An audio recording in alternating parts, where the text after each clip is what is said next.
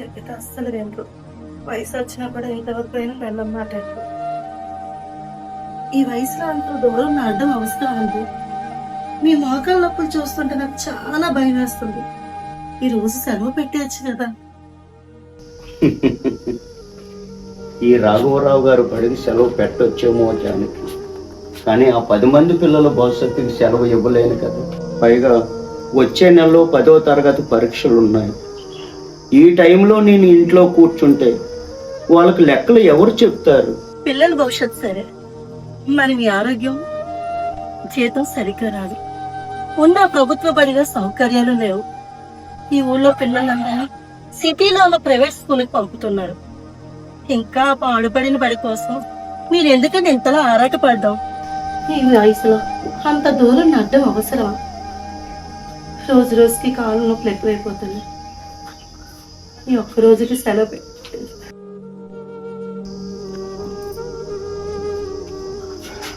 బడి అంటే కేవలం 4 గోడలు కట్టడం కాదు జానకి. ఎంతో మంది పిల్లలు జీవితాలను తీర్చిదిద్దే గుడి. ఆ గుడిలో దీపం వెలగాలి అంటే ఎవరో ఒకరు ఒత్తిలా కరగాలి. కరక తప్పదు.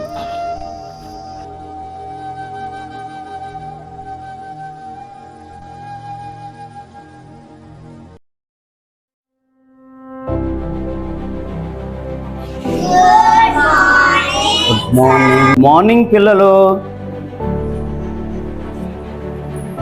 నేను ఇచ్చిన హోంవర్క్ చేశారా?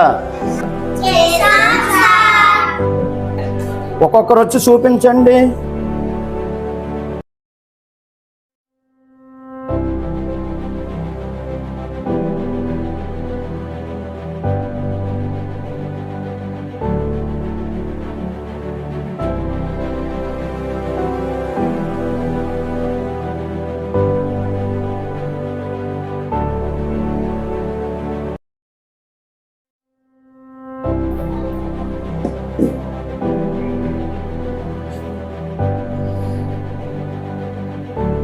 నేను 10వ తరగతి పిల్లల దగ్గరికి వెళ్ళి వస్తాను.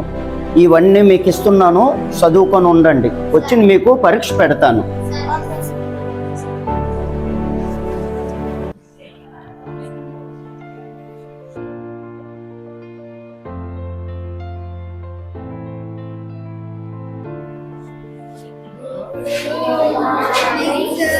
గుడ్ మార్నింగ్ అమ్మా, కూర్చోండి. పరీక్షలు దగ్గర పడుతున్నాయి. నిన్న ఇచ్చిన లెక్కలు చేశారా?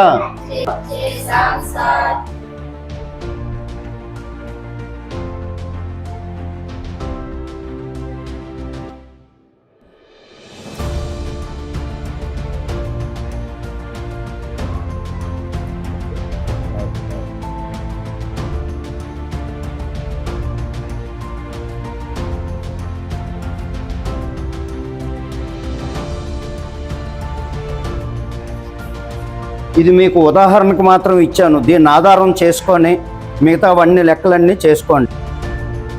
చూడండి పిల్లలు, పరీక్షలు దగ్గర పడుతున్నాయి. మీరందరూ శ్రద్ధగా చదువుకొని మంచి మార్కులు తెచ్చుకొని మీ అమ్మా నాన్నలకు మంచి పేరు తీసుకురావాలి. మీరు నాకు ఇచ్చిన బహుమతి అదే.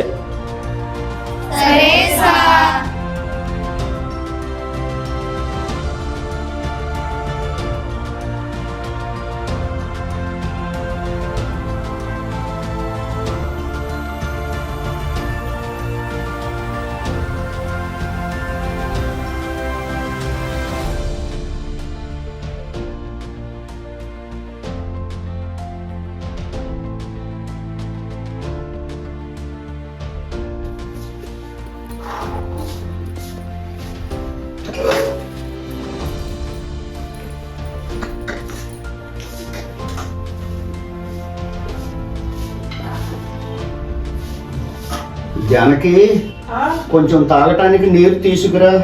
సరే అండి.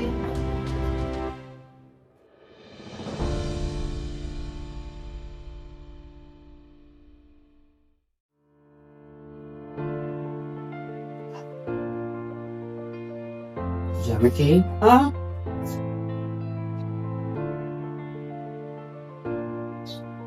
ఏంటండి ఇది? ఈ నెల కూడా సగం జీతమే తీసుకొచ్చి ఇచ్చారు. ఇది ఇంటెత్తికి మీ మందుల ఖర్చులకే సరిపోదు. నెల ఎలా గడుస్తుందండి? ఏం చేయమంటావు జానకి? ఈసారి మన బడిలో బ్లాక్ బోర్డులు అరిగిపోయాయి. పిల్లలకి అక్షరాలు సరిగ్గా కనిపించట్లేదు. అందుకని నా జీతంలో సగం డబ్బులు పెట్టి ఆ బ్లాక్ బోర్డులు కొన్నాను. పైగా ఆ ప్రకాష్ గారికి బుక్స్ కూడా కొనవలసి వచ్చింది జానకి. ఎన్నాలండి ఇలా? ఊళ్ళో వాళ్ళంతా మిమ్మల్ని చూస్తే పిచ్చలు చూసినట్టు చూస్తున్నారు. సొంత లాభం చూసుకుని ఈ రోజుల్లో మీరేమో ఇల్లు గుల్ల చేసైనా సరే బడిని బతికిస్తానంటున్నారు. మీ కష్టానికి తగ్గే గుర్తింపు ఏంటిది? గుర్తింపు అంటే పేపర్లో వచ్చే ఫోటోలు, స్టేజ్ మీద ఇచ్చే సీల్డ్లు కాదు జానకి. రోడ్డు మీద నడుస్తున్న నన్ను చూసి కారు ఆపి, సార్ నేను మీ స్టూడెంట్ని సార్ అని చేతులు జోడించి నిలబడతాడే, ఆ ఒక్క క్షణంలో కనిపించే గౌరవం ముందు ఈ ప్రపంచంలో ఏ అవార్డు సరితూగదు. ఒక గురువుగా అంతకన్నా ఏం కావాలి జానకి?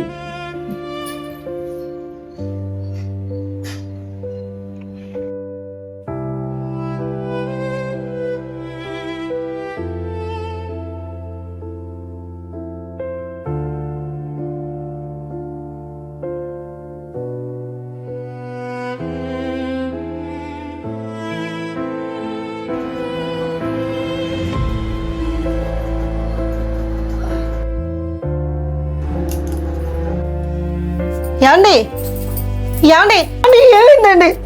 లావండి ఏమండి ఏమండి ఏమైందండి? లావండి ఏమండి ఏమైందండి? లావండి ఏమండి ఏమండి లావండి ఏమండి ఏమండి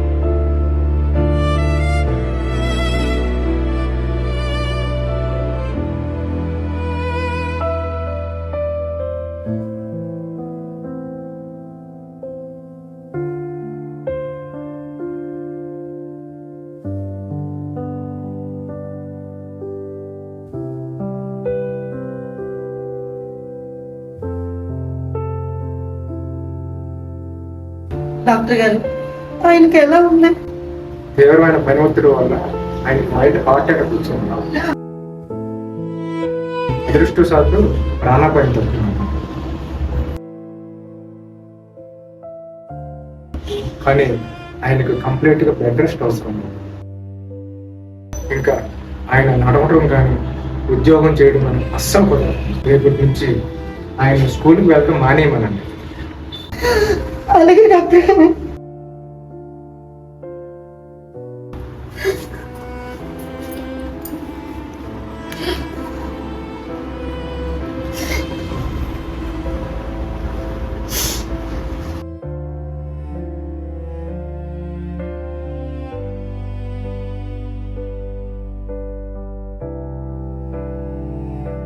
జానకి, డాక్టర్ గారు చెప్పింది అంతా విన్నా.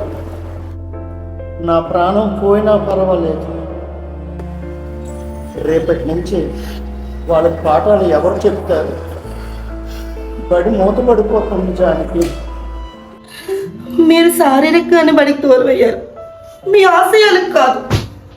మీరు నాకు ఎన్నాళ్ళుగో మీ పాఠాలు, మీ విలువలు నేర్పారు, విలువలు నేర్చుకునేలా చేశారు. మీరు నేర్పిన చదువు నా దగ్గర ఉందండి. రేపటి నుంచి మీరు బడికి వెళ్ళకపోతేనే మీ స్థానంలో మీ భార్యగా నేను వెళ్తానండి. ఆ బడి తలుపులు ముయ్యకుండా, మీ ఆశయాలు ఆగిపోకుండా ఆ పిల్లలకు నేను పాఠాలు చెప్తానండి. ఈ మీ బడి పంతులపై ఈ జానకి ప్రమాణం. గురువు అంటే కేవలం ఒక వ్యక్తి కాదు, తరతరాలకు సాగే ఒక ఆశయం.